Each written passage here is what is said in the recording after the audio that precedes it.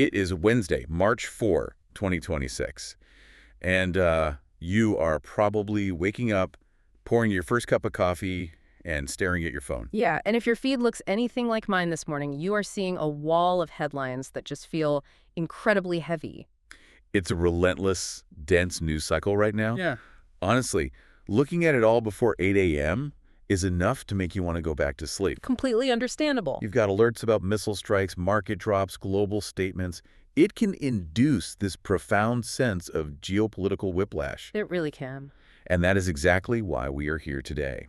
Our mission for this deep dive is to take a step back and navigate a highly critical, deeply complex intelligence document. Right. And we want to do this without letting you feel overwhelmed by the sheer gravity of it all. Which is hard because the data we are looking at today is extraordinarily dense. Very. We are going to strip away the political spin and the cable news shouting matches. We'll just look at the raw data to give you a grounded understanding of what is actually happening. We have our hands on the latest Ping AI conflict intelligence briefing. And for those unfamiliar, this is essentially a declassified style global situation briefing, right? Exactly. It's driven by aggregating massive amounts of data from Grok and X reports in real time.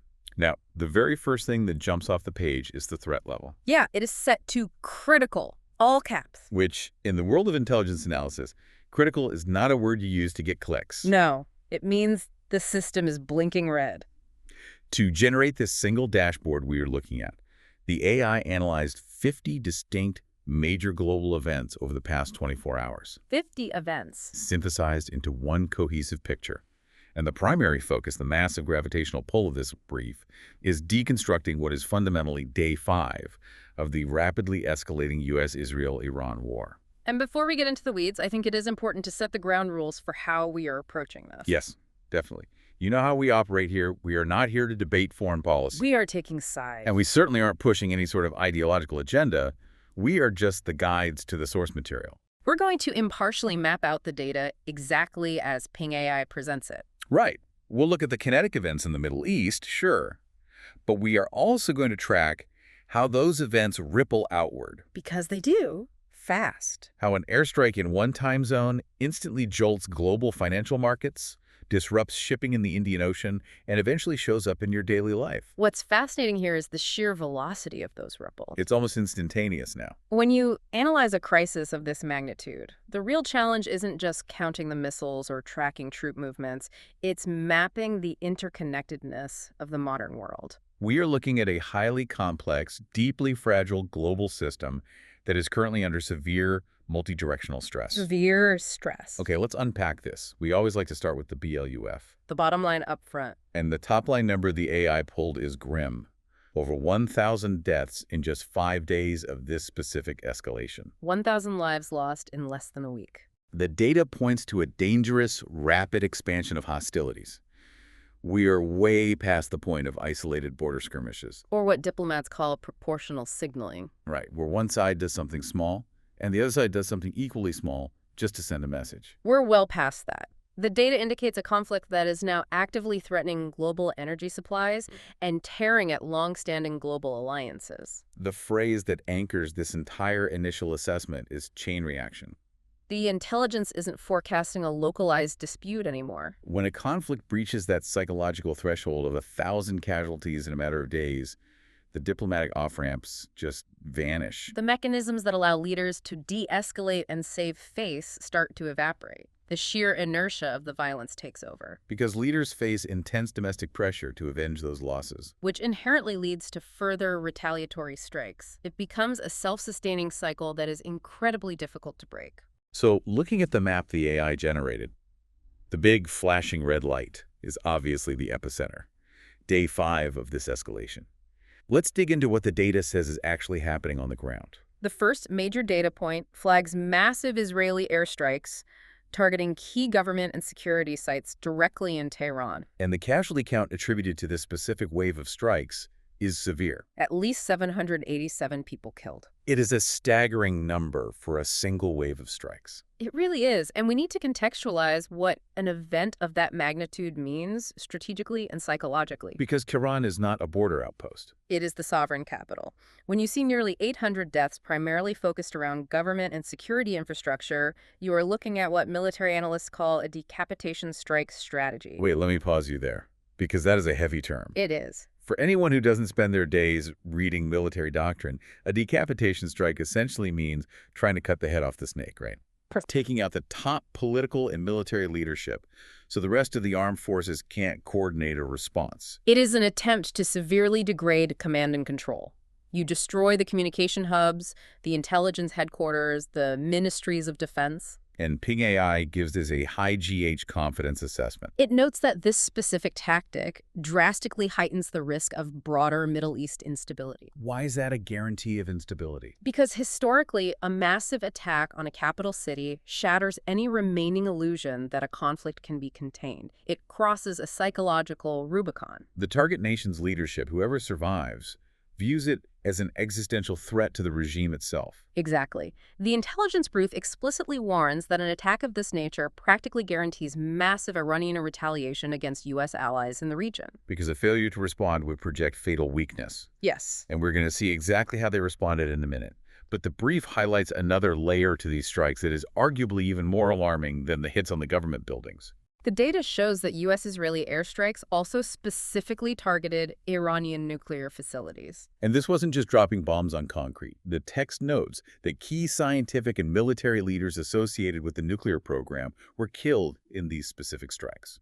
This raises an important question, and it is arguably the most critical vulnerability identified in this entire intelligence document. The briefing explicitly flags fears of radioactive contamination or proliferation risks. We really need to separate those two concepts because they represent very different, very terrifying scenarios. Let's start with the immediate physical threat, radioactive contamination. My mind immediately goes to a Chernobyl-style fallout or a dirty bomb scenario. Is that what we were talking about here when kinetic weapons hit a nuclear site? It depends heavily on what specific facility was hit, but yes, that is the fear. Striking a nuclear facility is one of the most complex and perilous military operations imaginable. Because these sites are not just sitting out in the open. Yeah. Right.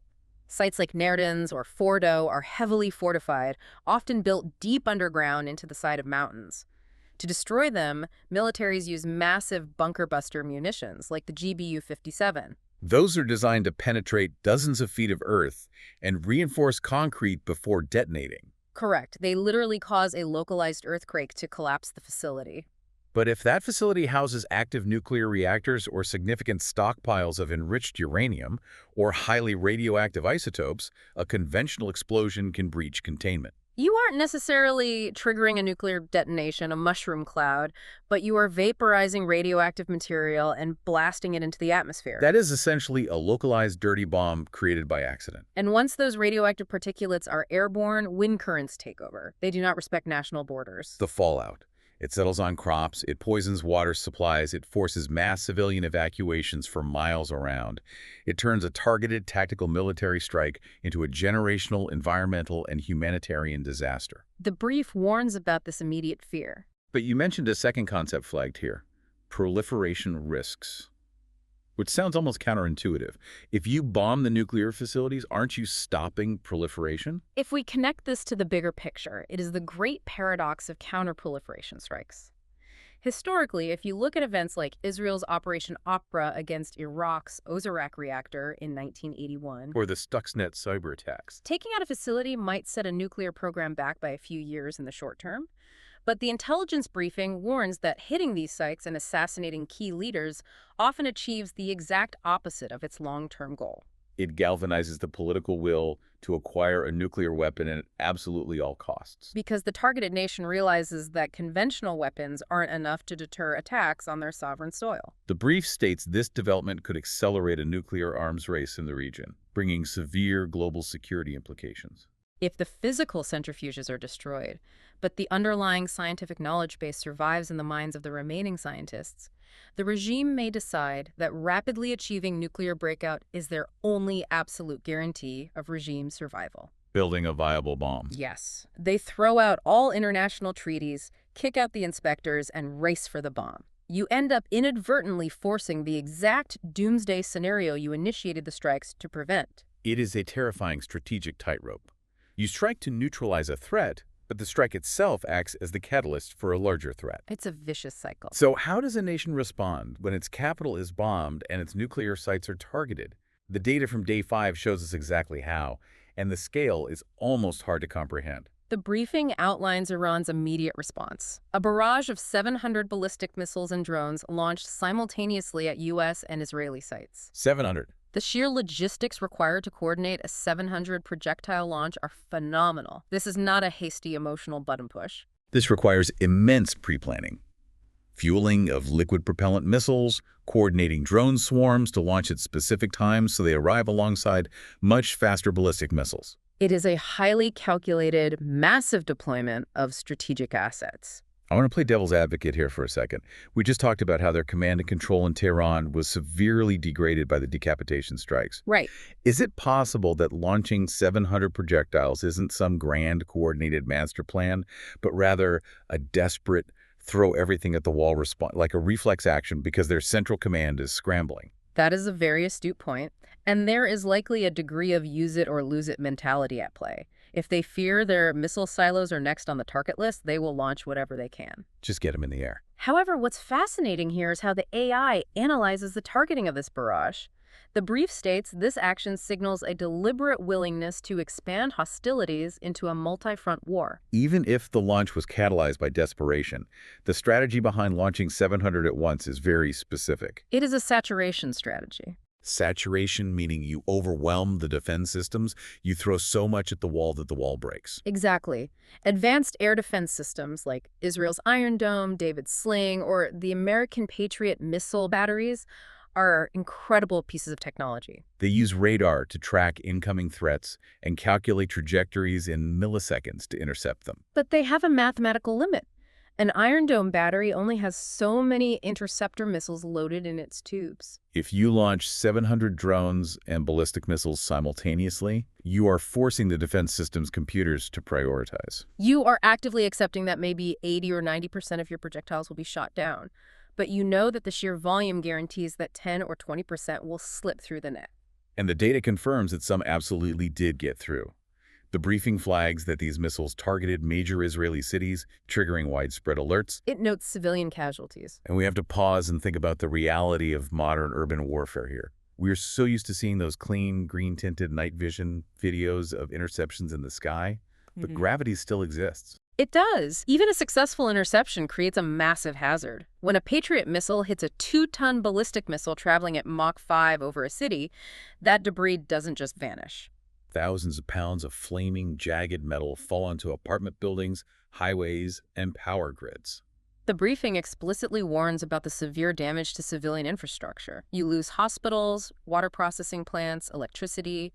The humanitarian toll compounds instantly. The brief also notes this could lead to international sanctions, which seems almost quaint when missiles are raining down. It does feel like an understatement. But looking at the geographic data the AI pulled, this barrage wasn't just aimed at Israel. This is where the map really expands. The text explicitly states that the 700 missile barrage targeted bases in Qatar and Kuwait as well. This changes the entire strategic geography of the conflict. By striking targets in Qatar and Kuwait, the violence is no longer contained to the Levant. It has definitively moved into the Persian Gulf. The Middle East critical section of the brief highlights that this risks drawing these Gulf states into a wider proxy war. Let's break down why that matters so much. Because Qatar and Kuwait aren't just arbitrary spots on a map. They are massive hubs for global commerce. And crucially, they host major American military presences. Qatar hosts Al Udeid Air Base, which is the forward headquarters for U.S. Central Command. Kuwait hosts Camp Arif John. These are massive logistical hubs. But Qatar also walks this incredible diplomatic tightrope, right? They host the U.S. military, but historically they've also hosted political offices for groups like Hamas and the Taliban. And they share the world's largest natural gas field with Iran. It is a notoriously delicate balancing act, and these strikes obliterate that balance. If missiles are landing on U.S. bases inside Qatari and Kuwaiti territory, those host nations are suddenly thrust into the crossfire. Do they activate their own air defenses? Do they close their airspace?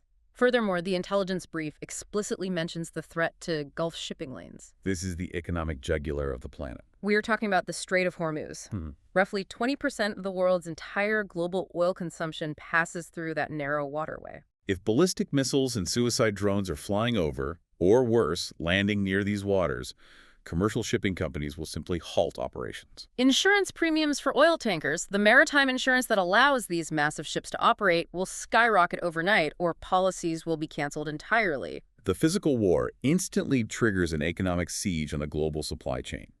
A missile hitting a runway in Kuwait functionally means a tanker of crude oil doesn't leave port in Saudi Arabia. Which is a perfect segue into what feels like the most significant, irreversible turning point in this entire document. This brings us to the data regarding direct U.S. involvement. Amidst this multi-front retaliation, the AI flagged a specific, highly consequential incident in Kuwait. An Iranian drone attack on a U.S. base resulted in the deaths of 6 United States troops.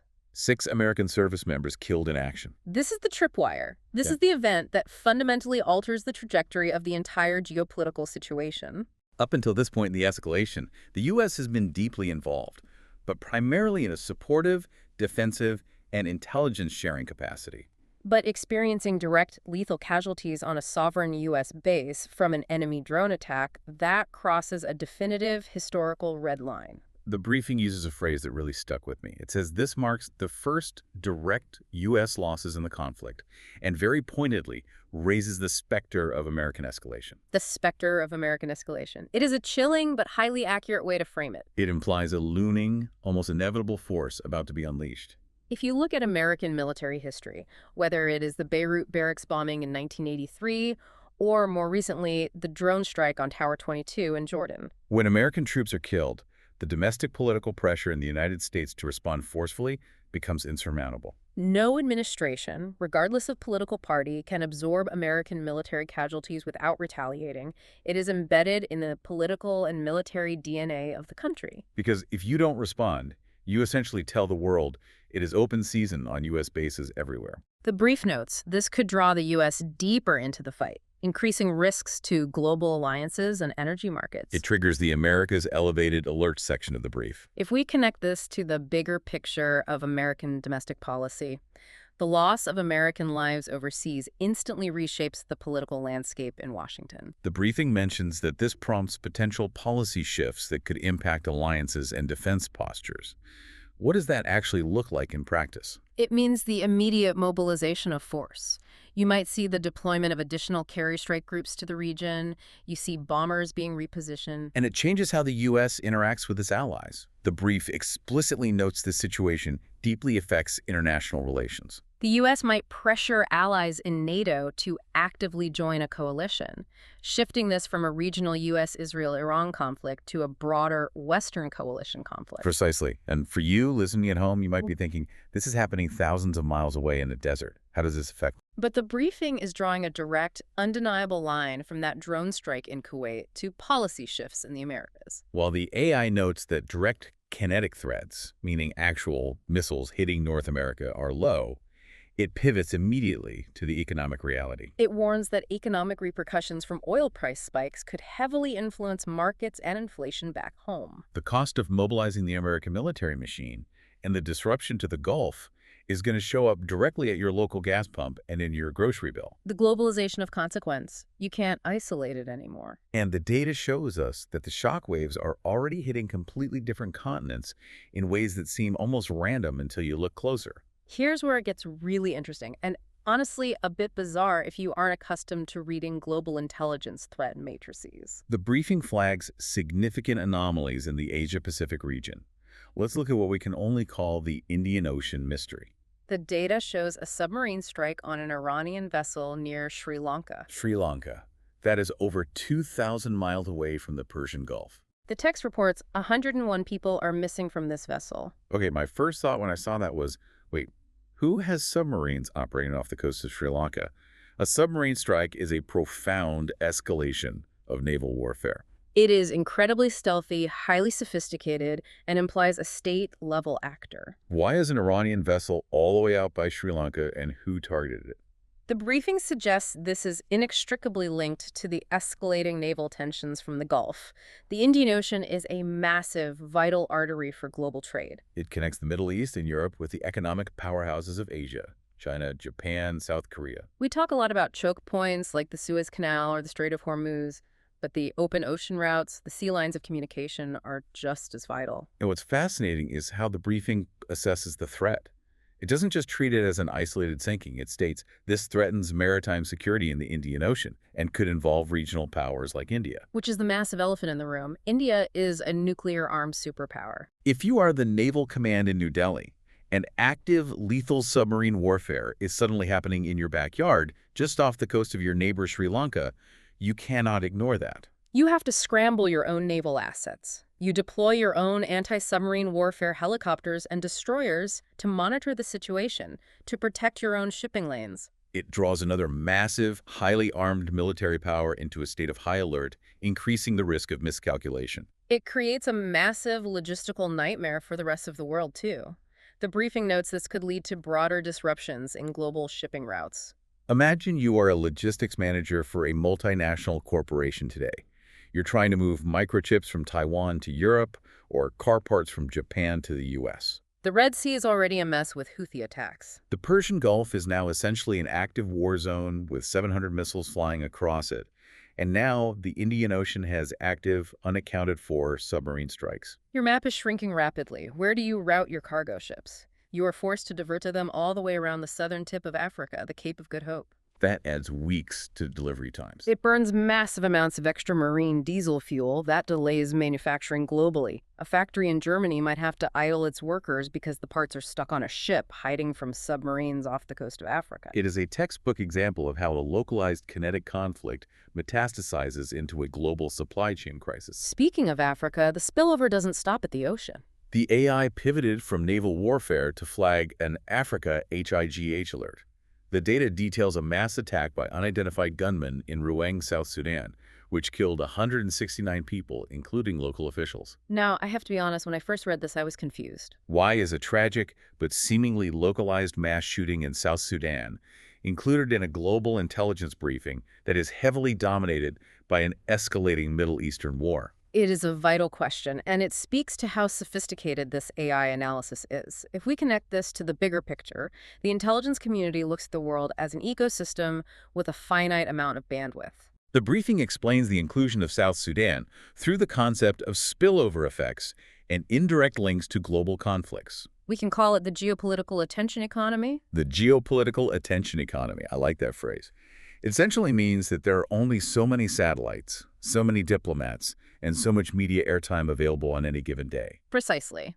When the entire world's diplomatic, military, and humanitarian attention is laser-focused on a critical crisis involving the U.S., Israel, and Iran, a massive vacuum of attention and resources is created everywhere else. Warlords, rogue factions, and insurgent groups around the world watch the news just like we do. They realize that when Washington, London, and the UN are completely consumed by a potential World War III scenario in the Middle East, they have a window of opportunity. They know the international community is simply too distracted to intervene in their local power grabs. So they strike while the world is looking the other way.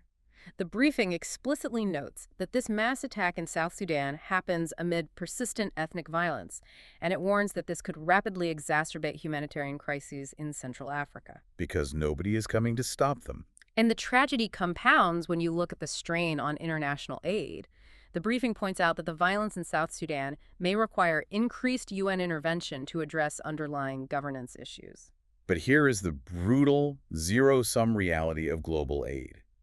The United Nations, the World Food Program, international NGOs, they only have so much funding, so many trained personnel, and so much logistical capacity. If billions of dollars and thousands of aid workers are suddenly required to manage massive refugee flows from a Middle Eastern war and deal with the humanitarian toll of 700 missiles raining down on urban centers, the checkbook is going to be empty when South Sudan calls for help. Exactly. The resources available to help the victims of the violence in South Sudan or to stabilize the region are severely diminished. The briefing explicitly warns that the indirect links to global conflicts underscore the need for monitoring potential resource strain on international aid efforts. A massive war in one hemisphere literally starves the peacekeeping and aid efforts in another. It is all connected. It is a devastating domino effect. Which brings us to the most immediate, tangible way these dominoes hit you this morning.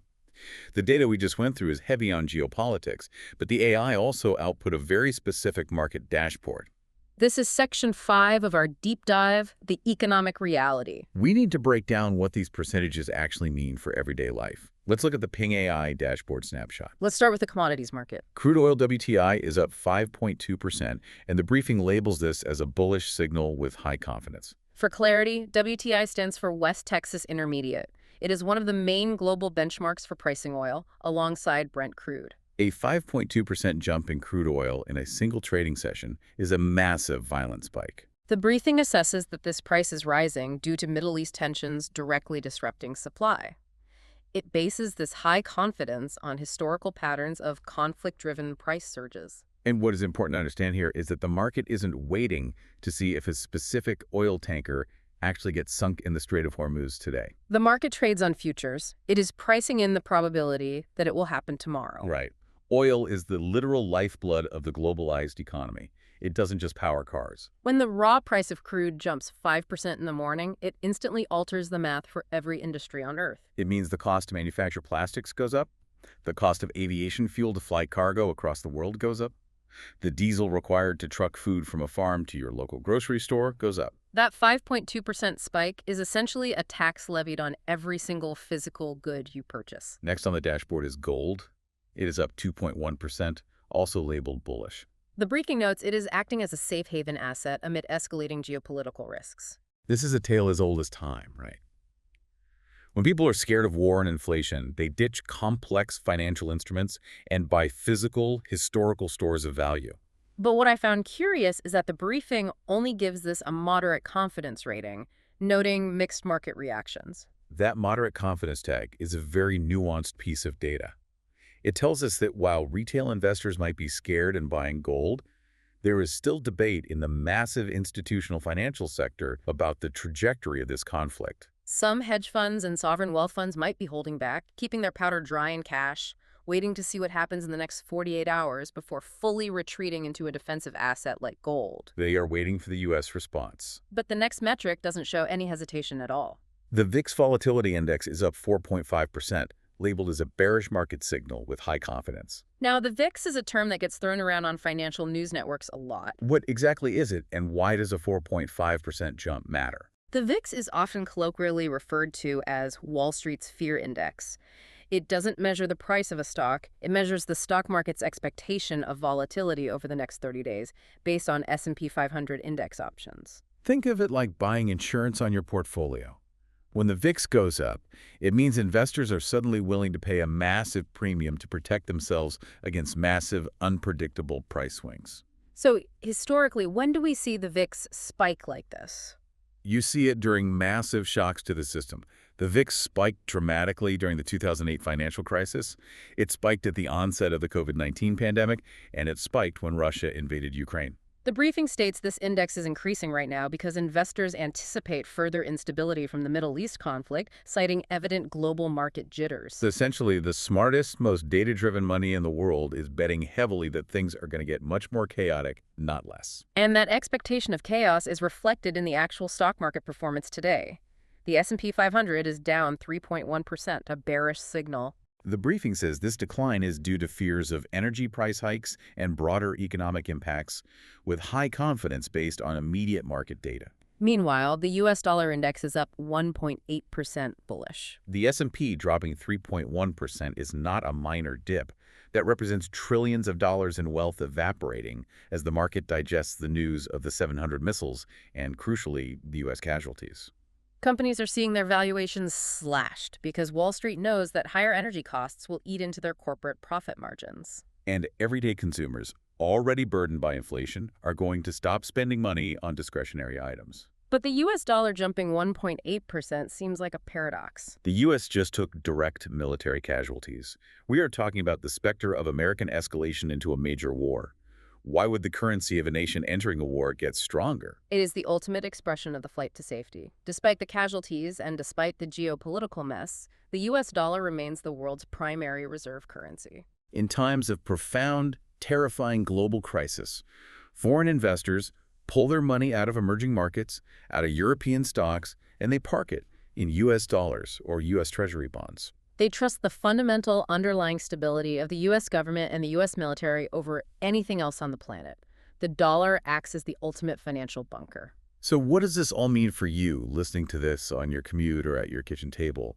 The briefing explicitly warns of economic repercussions from oil price spikes influencing markets and inflation. If you were hoping that the painful inflation of the past few years was finally cooling down, a 5.2% spike in oil and a 3.1% drop in the stock market is a very harsh reality check. This intelligence briefing is screaming that geopolitical instability is the new primary driver of domestic economic pain. Your retirement account, 401k, your mortgage rates, your basic cost of living, they are intimately tied to the stability of those shipping lanes in the Gulf and the Indian Ocean. It is a sobering realization. We are living in an era where geographic distance no longer provides economic insulation. A drone strike in Kuwait is priced into your local real estate market within milliseconds. With all of that heavy systemic context, we need to look ahead. The Ping AI brief doesn't just summarize what happened, it provides a predictive roadmap for what to watch next. It specifically outlines a critical 24 to 48-hour window. It gives us 4 key indicators to monitor. Let's walk through them because this is what will dictate the news for the rest of the week. Indicator number 1. Monitor Iranian retaliatory strikes. The intelligence warns that in the next 24 to 48 hours, we could see further strikes targeting additional U.S. bases in the Gulf, potentially escalating to involve more regional actors. We already analyzed the hits on Qatar and Kuwait. The AI is suggesting that the 700 missile barrage might just be the opening salvo. If more bases in places like Bahrain or the UAE are hit, particularly if those strikes kill host nation citizens, the proxy war fully transitions into a direct multi-state regional war. Which feeds directly into indicator number 2, and this is the big one. Monitor U.S. military responses. The briefing says these must be tracked closely given the reports of casualties to assess if this leads to direct intervention and wider alliance activations. The 6 American troops killed in Kuwait. The clock is ticking loudly in Washington. The debate in the Pentagon right now is about proportionality versus deterrence. Do you launch a proportional, targeted strike against the specific drone launch sites? Or do you launch a massive, overwhelming, disproportionate show of force, like Operation Praying Mantis in the 1980s when the U.S. sank half the Iranian Navy in a day, designed to completely deter any future attacks? The intelligence community is watching to see if the U.S. invokes mutual defense treaties or if NATO is formally activated. The fragility of these next 2 days is immense. A single spark, a single miscalculation by a tired radar operator misreading a flock of birds for a drone, could tip the scale into a wider war. Indicator 3 shifts the focus back to the human cost. Observe civilian casualty trends in conflict zones like Tehran and Beirut. The briefing notes that rising numbers may trigger international humanitarian aid mobilizations or UN resolutions. We haven't even touched on Beirut much yet, but its inclusion here implies that the conflict is actively bleeding into Lebanon, likely involving Hezbollah. If the civilian death toll, which the brief already pegs at over 1,000, continues to spike rapidly due to urban combat, the international outcry will become deafening. It will force the UN to act. We could see emergency, late-night sessions of the Security Council, demands for immediate, binding ceasefires, and potentially the desperate mobilization of peacekeeping forces. Assuming, of course, they have any bandwidth left. And finally, Indicator 4, which ties back to everything we just discussed about your wallet and the global economy. Energy infrastructure attacks. The briefing specifically names Saudi Aramco as a target, warranting immediate attention for its potential to cause global oil supply disruptions and extreme price volatility. Saudi Aramco is the state-owned petroleum and natural gas company of Saudi Arabia. By many metrics, it is the most valuable and structurally important company in the world. It is the absolute linchpin of global energy. The AI is flagging this because there is historical precedent. We saw the 2019 Abqa Quraiz attack, where drone swarms temporarily knocked out half of Saudi Arabia's oil production. Oil facilities, the pipelines, the massive processing plants are highly exposed and incredibly vulnerable to the kind of drone warfare we are seeing right now. If the conflict spills over the Saudi border and a missile successfully hits a major Aramco processing facility, that 5.2% jump in oil prices we saw this morning will look like a rounding error. We would be talking about a catastrophic global energy shock that would trigger immediate worldwide recessions. Synthesizing these 4 indicators, The intelligence briefing paints a picture of a world collectively holding its breath. We have the high probability of further strikes on Gulf bases, the looming inevitable U.S. military response to direct casualties, the spiraling civilian death toll potentially forcing UN action, and the sword of Damocles hanging over global energy infrastructure. The decisions made by a handful of leaders in the next 48 hours will determine whether this fire is contained or if it engulfs the entire global system. Okay, let's take a deep breath. We have covered an immense amount of ground today. Let's do a quick final summary to anchor everything we've unpacked from this dense document. We are looking at a multi-front conflict centered around day 5 of an Israel-Iran escalation that has resulted in over 1,000 deaths. We have seen decapitation airstrikes on a sovereign capital and explicitly on nuclear facilities, raising profound fears of both radioactive contamination and a renewed nuclear arms race. We have analyzed a staggering 700 missile saturation retaliation that expanded the physical map to include Gulf states. We crossed a critical historical threshold with the deaths of 6 U.S. troops in Kuwait, raising the undeniable specter of American military escalation. And we traced how those kinetic military events instantly spilled over globally.